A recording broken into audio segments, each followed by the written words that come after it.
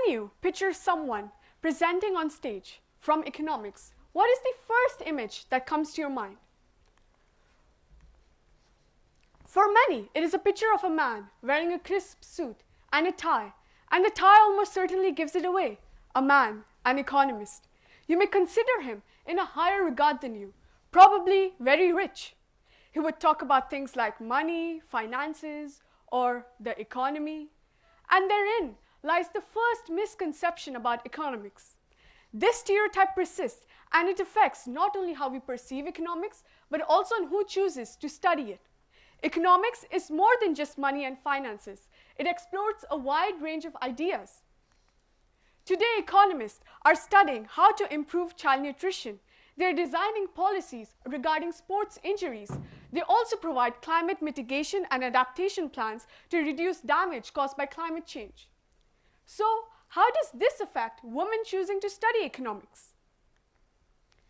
Diversity is key for intellectual development, and it is important to ensure that economics draws on a wide range of ideas.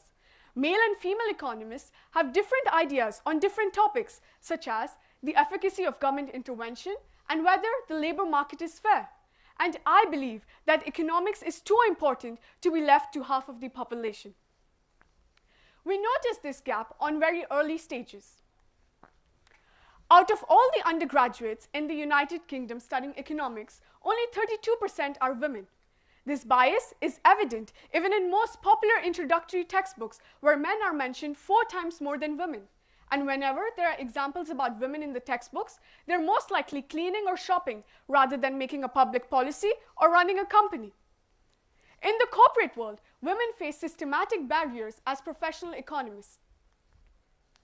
Women are often set to higher standards than men, and when they co-write a paper with a man, they're not given equal credit. Networking and mentorship focuses on an old boys club mentality at elite levels. Isn't it weird that a science studying human activity remains so unrepresentative of the society? How many brilliant minds are being overlooked simply because they don't fit in the mold?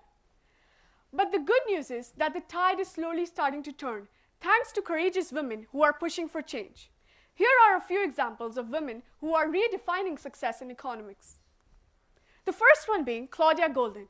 Her empirical research work on gender pay gap shattered assumptions in the labor market. This also led her to win the Nobel Prize in Economics. She is the first woman to ever win this honor solo. Next, Mariana Mazzucato at University College London is challenging that governments should focus on shaping the markets and drive innovation to serve society's interests, not just private. And finally, my role model, Esther Duflo from Massachusetts Institute of Technology. Her research work on development economics led her to win the Nobel Prize. She is the co-founder of the Abdul Latif Jameel Poverty Action Lab. Empowering women and reducing this gender gap is very essential.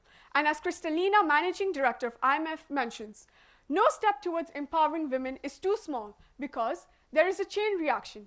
When we empower women anywhere, we are helping them to be empowered everywhere. This is also essential for achieving the 2030 Sustainable Development Goals. More particularly, Goal 5, Gender Equality, Goal 8, Decent Work and Economic Growth, and lastly, 10, Reduced Inequalities. We all know that it's essential to promote diversity and inclusion in the field of economics. When women from more marginalized communities are better represented in economics, they're more likely to be better represented in corridors of power. And you don't need a degree in economics to understand that. Thank you.